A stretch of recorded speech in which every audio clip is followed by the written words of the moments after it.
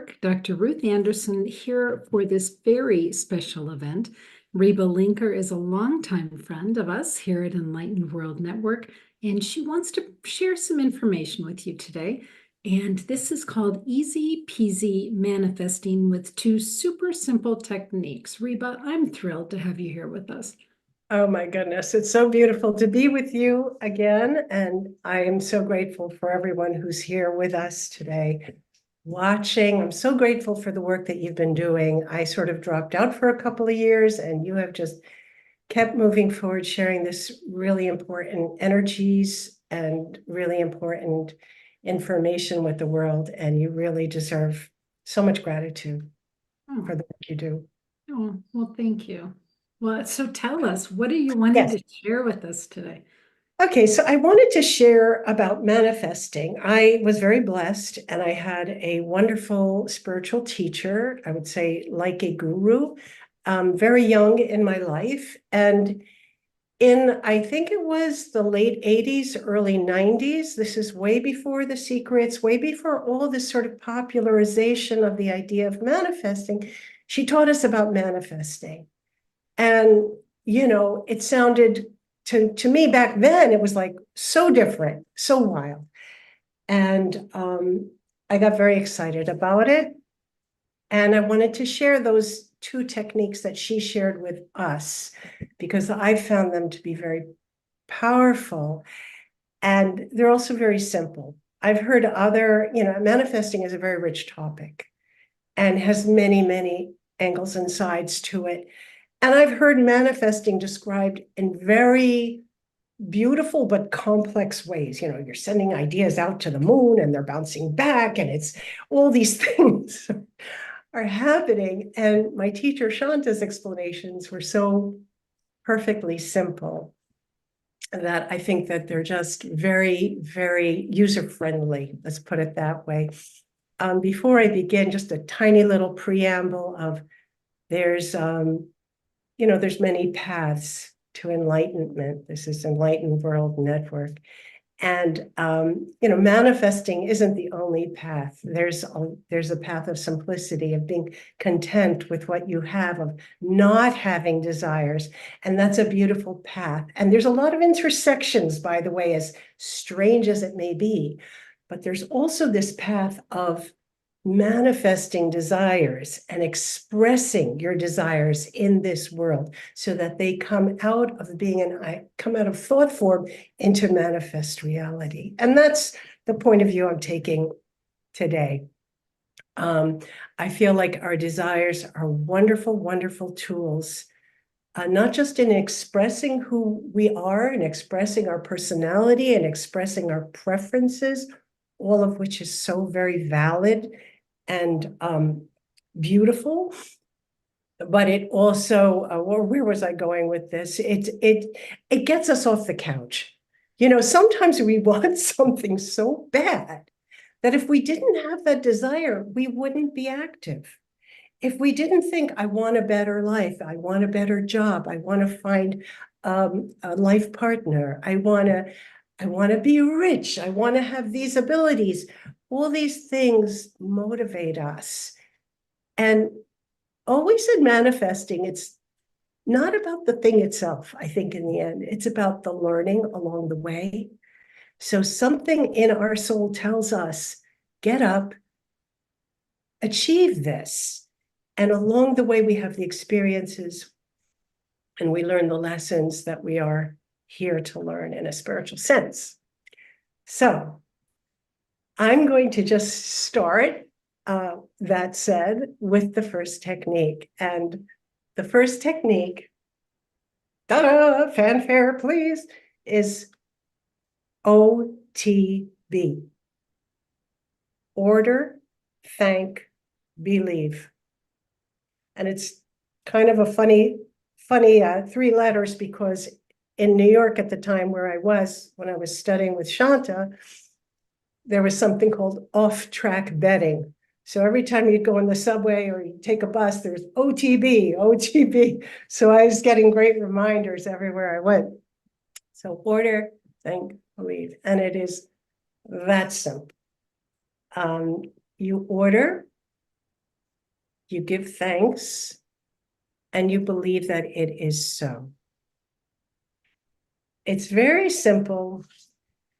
Shanta used to also say something simple but not easy, which is kind of the name of this is easy peasy technique. So they're simple. I should have said simple dimple manifesting techniques, but they, the ordering part, let's look at that part. The ordering, it requires a very light touch. So I want you to imagine that you want something, you're shopping online, and you go to the website or you go to Amazon and you order that item. You click buy now, and you have purchased the item. And I want you to think about the feeling that you have when you've ordered online. And that's the feeling that I want you to transpose to the idea of you ordering, the ordering part of your manifesting, whatever it is you're manifesting. So when you order online, I don't know, what's the feeling like, Ruth?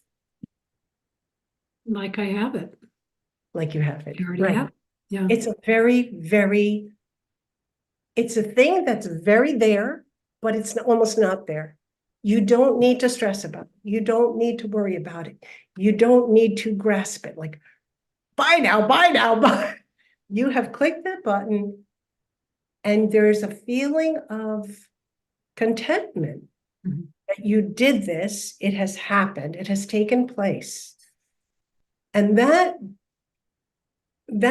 very delicate feeling of ownership, and that it has happened, even though you don't have it in your hand yet. And that's where it's really, really parallel to a manifestation.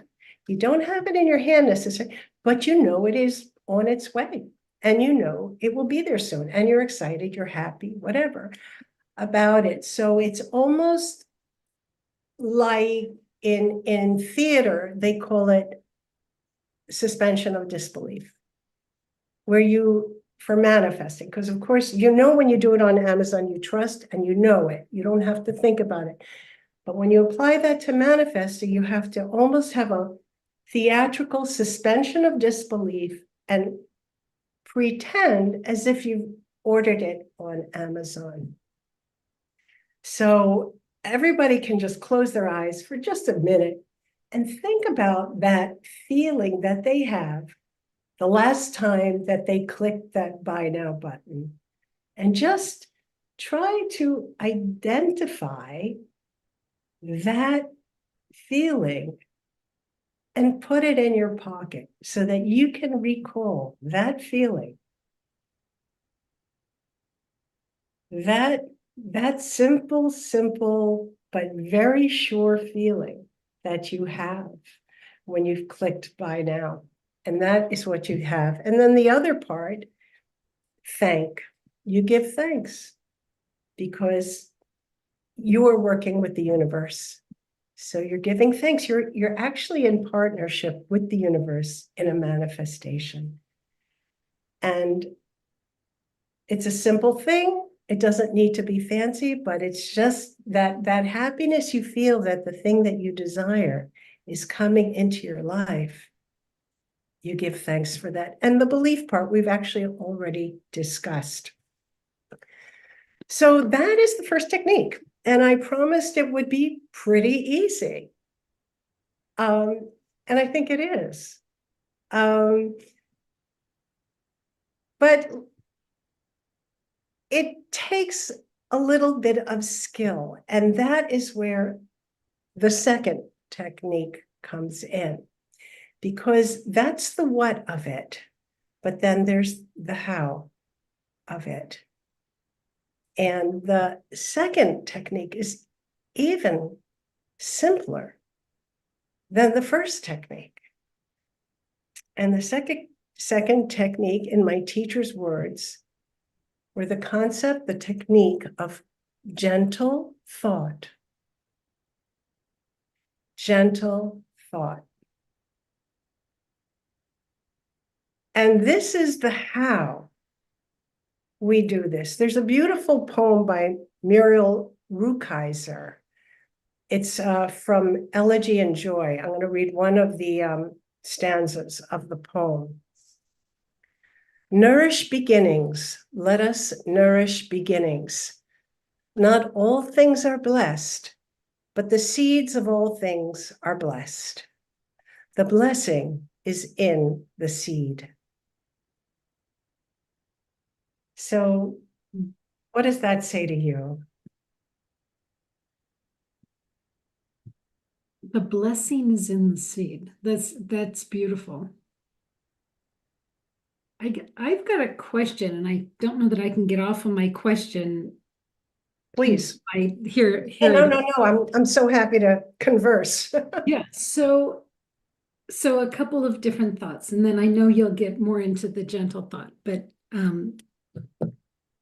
I have spoken with folks that have done what they think is all of the steps to manifest something, and Yeah. it doesn't happen. And then there's like shame and confusion and disillusionment and what did I do wrong? And it's my fault. So just putting that out there.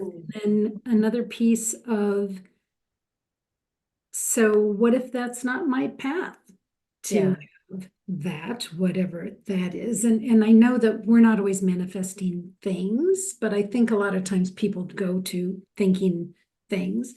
Yeah. So what if it's not your path? And then is it never going to happen? And so that's the second thought. And then the third thought, I was talking to a gentleman and he had set up this contract to buy this piece of property that was about $700,000 more than he had the money for. And he had to have it in like 3 days. And he was, and Did he? it didn't happen. And it's just sort of an awkward thing because God bless him if he could have manifested that. I know, Right. but it didn't. We have to love his, the energy of faith that he was exercising of, I can do this and I'm gonna, stake a bet on that I can make this happen. So, that's tremendously exciting. Personally, I don't know how to answer all those completely, but my take on it is that we are working with the universe. And there is a certain amount of humility that we can have, that if it's right for me, there can enter into, you can still manifest, but there can still be that if it's right. Sometimes we know it's right for us. Sometimes we know, and I'll tell you the story of that first manifestation I did when I was in Shanta's class. That was like, I'm going for this. And it worked out. And sometimes we just know. But sometimes I think the universe has a slightly different timetable for us or something better for us. There's always that idea of there's something better and that we can't always read the situation, on our human level. There's a grand design and we don't always see all the elements of the design. So we're doing our best. So for him, I generally think that when we're manifesting, it's very helpful sometimes to manifest core ideas rather than specific numbers of things. Like, for example, I feel wealthy and all my needs are met, with ease and grace, would be a very nice manifestation rather than I have, 1,492,000, where it gets very, very granular. And it's not exactly like that, I don't think. And I also think the same thing is with a timetable. We can't always do it, and it has to happen in 3 days. Right. Right. Sometimes we feel like it's just there like an apple to be plucked. Great. But sometimes the tree needs to grow another year and then the apple is going to be plucked. So we're working with more than just ourselves. I think that's really important, that we're in partnership with the universe. Right. And actually, to that point, when we do feel that we've manifested something, I always feel that the hallmark of a manifestation, of a true manifestation, is that this type of positive manifestation is that it's always so much better than we imagined. It's so much like we asked for food, let's say a dinner, and it comes in a picnic basket with a bow. It's just like, it's just that much better. And that we had this childhood memory of a picnic, and the universe is kind of echoing that memory for us and bringing something that we wouldn't have remembered to ask for, but it's more fully what we want and what we needed. So that's my thought about that. And then I think it's connected to what if you don't get what you want? And I think there's a couple of answers to that as well. And I'd be interested to hear what your take on that is. My take is that, again, there has to be a certain amount of flexibility. So that to see how we are actually able to manifest what we want, but maybe not in the exact way or shape or form that we thought it was going to happen for us.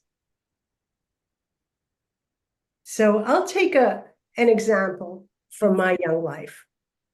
I thought I was going to be a choreographer. I thought I was going to be on major stages, and that was going to be my career path. And life didn't work out like that. But I did become a dance teacher. There were shows in the very large New York dance studio where I worked.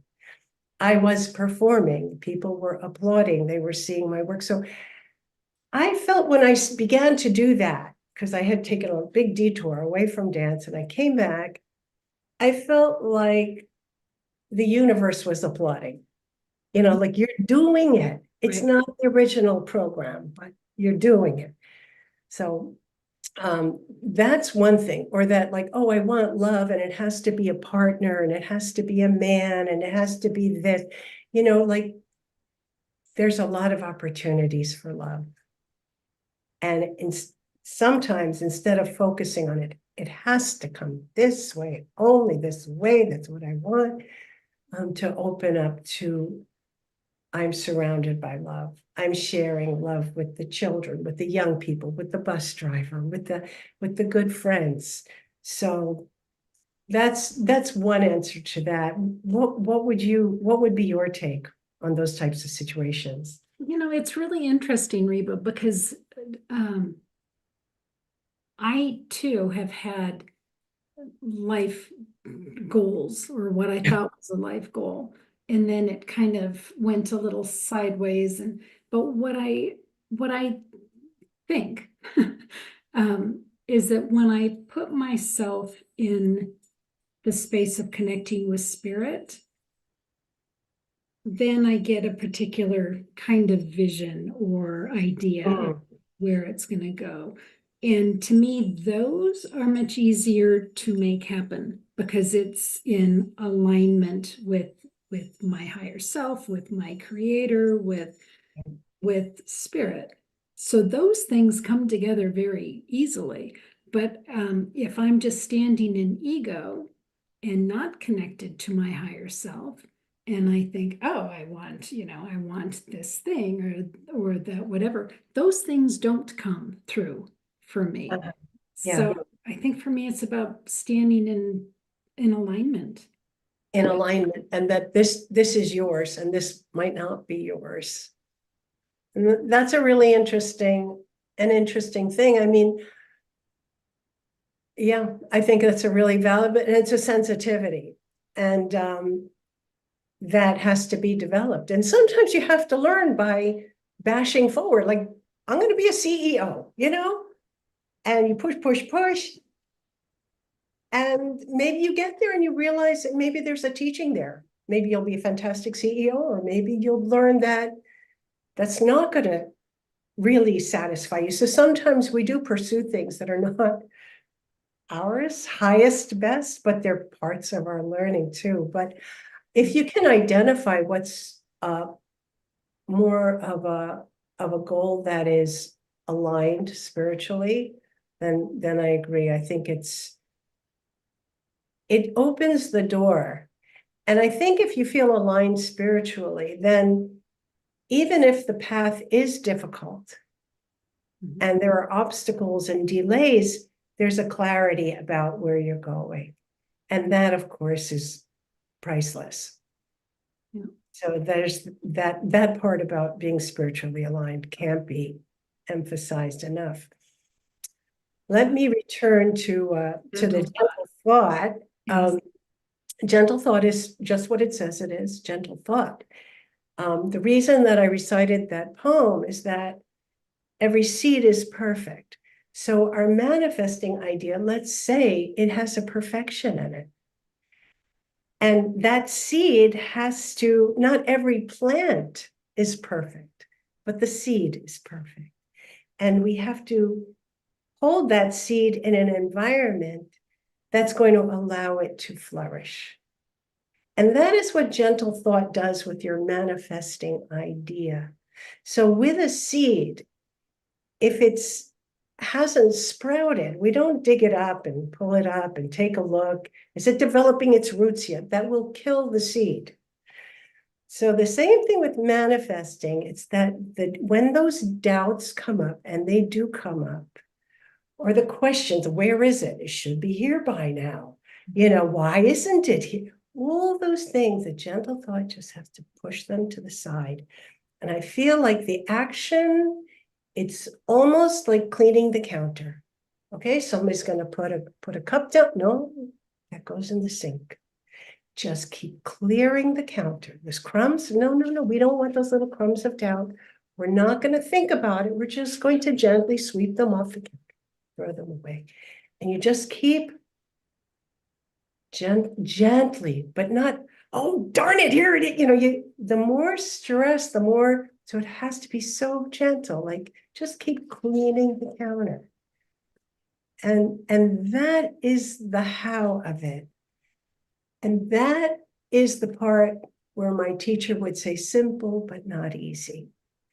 Because human nature is to worry, to question, to demand, to give up, to get back on board, to give up again.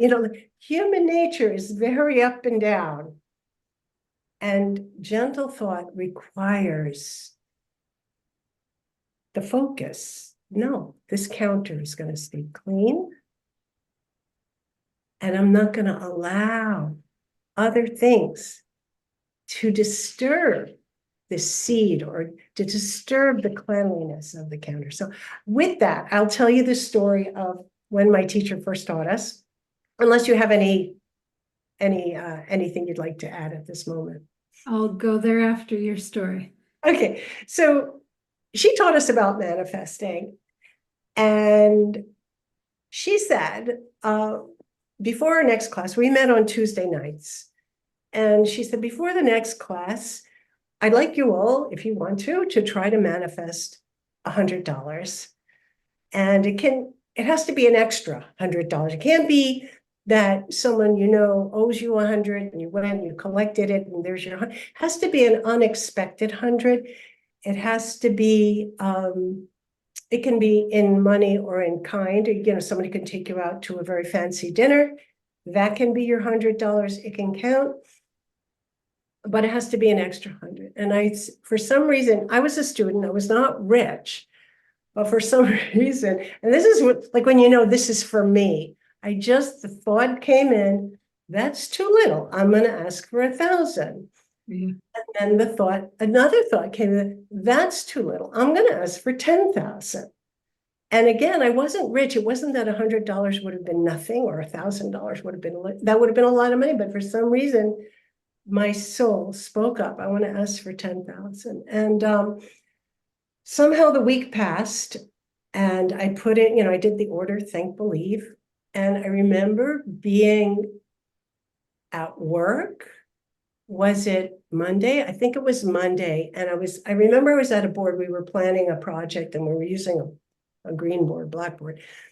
And I remember standing at the board and the thought came in, oh dear, it's Monday and it hasn't come yet. And I remember that thought and I remembered, no, gentle thought. And I just pushed it aside.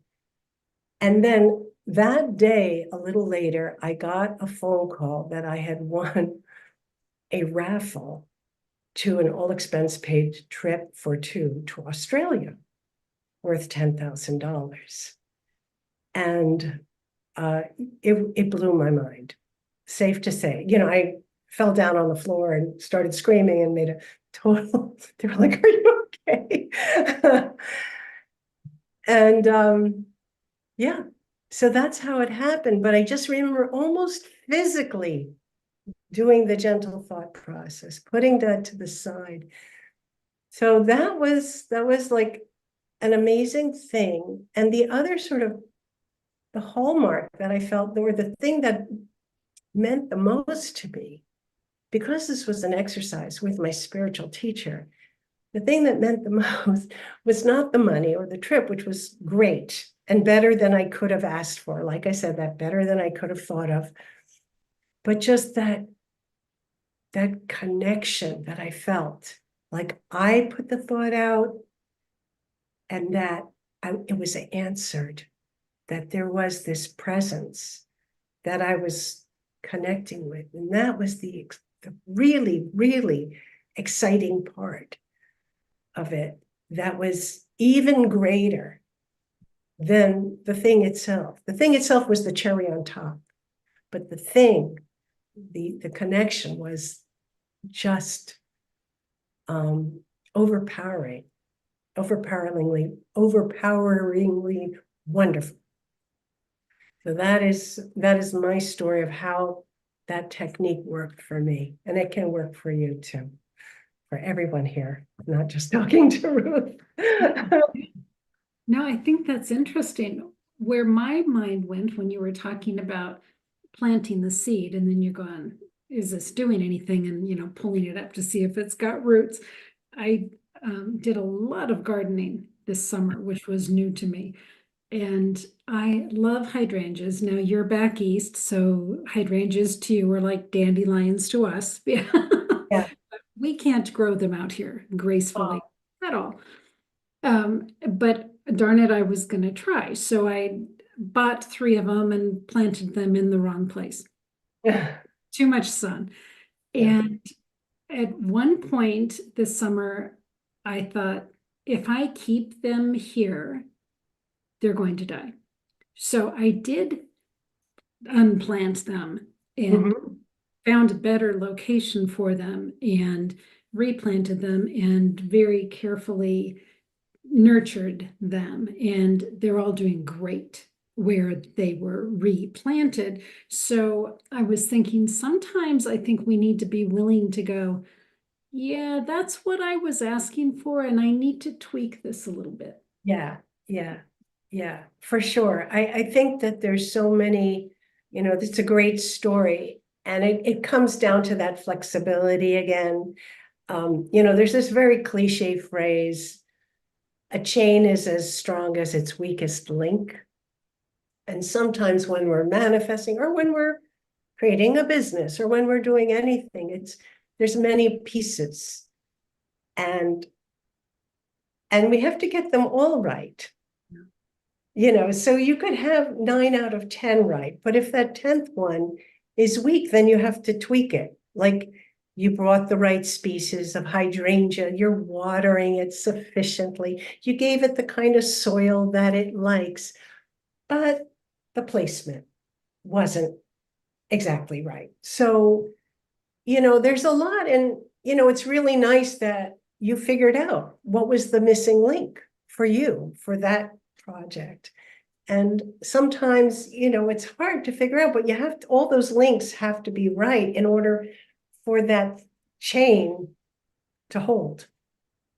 So I love that story. And I think, there's a real theme here of flexibility with the timing, with the ask, and how you phrase the ask. There's another element of the phrasing of the ask that's very important, which is not to covet thy neighbor's anything. So you might want a house like the one so-and-so has, but you don't want so-and-so's house, or you don't want so-and-so's job, or so-and-so's spouse. You want one like that, or like that in these ways, even more detail, where you're customizing it really to suit your own needs, not theirs. So there's like I said, it is rich, and it is, there's a lot to it, and there's a lot to get right. You got to get all those 10 links right, but it's very possible. And we know when it's for us, and we have to be brave and say that, yeah, I want this. And I think that's such a beautiful part about manifesting, is honoring who we are, not necessarily honoring the who we should be, but honoring who we really are, honoring our taste, honoring our preferences. Just because maybe our culture says we should want a yacht, for example, doesn't mean we have to want a yacht. Or, we can want a canoe, and if that's what we want. And so I think part of manifesting, and that whole exercise of trying to fulfill our desires, is a great tool for self-acceptance and self-knowledge. What do we want? And to choose wisely and carefully, which actually brings me to something that came in my inbox this morning. If I can read from Julia Grief's wonderful newsletter. And I think if you're part of the EWN audience, you will, I think, know and love Julia Grief. And she sends out channelings, and her channeling today was so apropos of what we were going to talk about, that I really wanted to bring it. So, quoting Julia Grief, channeling from the rocks, crystal, and stones of the ascended earth. They write, and she wrote, first, choose with attention and care that which you put your focus on, for manifestation speed is greatly enhanced in your realms at this time, and through the end of this year especially. Second, allow yourself to envision the highest vision of your life you can foresee for yourself. End quote. So we should be aligned with spirit. We should be aligned with our own highest and best. And I really hope that everyone here can take something from it, can have a very easy, well, let's say not easy always, but simple techniques: order, think, believe, and gentle thought for manifesting their desires. And may you be blessed to keep your vision trained on your highest ideals. May you be blessed to see your most joyous, loving visions come to fruition. Oh, Reba, that's beautiful. Thank you so much. Thank you so much for having me. It's just a delight. Yeah, we so appreciate this time with you. And friends, if you want to see some of Reba's other work, you can go to YouTube, Enlightened World Network, and in the small little search, type in Reba, R-E-B-A, and she's got several meditations with us here at Enlightened World Network that you can watch. Tell us about that. I wrote this a long time ago. I wrote the book because I wanted to share what my teacher taught. And it's called The Little Book of Manifesting Big, The Gift of Your Own Power. And it's a little book, as I write. And it just shares the stories that I've shared, plus some more. It's beautifully illustrated. And makes a fantastic gift. Mm, Ta-da! lovely. It's really my favorite book that I've put out. And Reba, so, are you working with individuals anymore? not really at the moment. That's why I'm kind of, sharing the book. I haven't been doing that for a while. And And so, that's okay. Yeah. yeah. Okay. Great. Reba, do you have a website or anything that you would like to draw people's attention to? Not anymore. No, I mean, it still exists, but it's completely inactive at this time. So I just use it to get spam emails. Yes, I understand. Well, we love having you with us here at Enlightened World. Reba, thank you so much for doing this. You're very welcome. Thank you for the work you do, and thank you all. You bet. And friends, thank you for being here at Enlightened World Network. We'd love to hear your manifesting stories. So if you want to, just send us a message in Facebook Messenger to Ruth Anderson. Take good care. God bless. We'll see you all soon.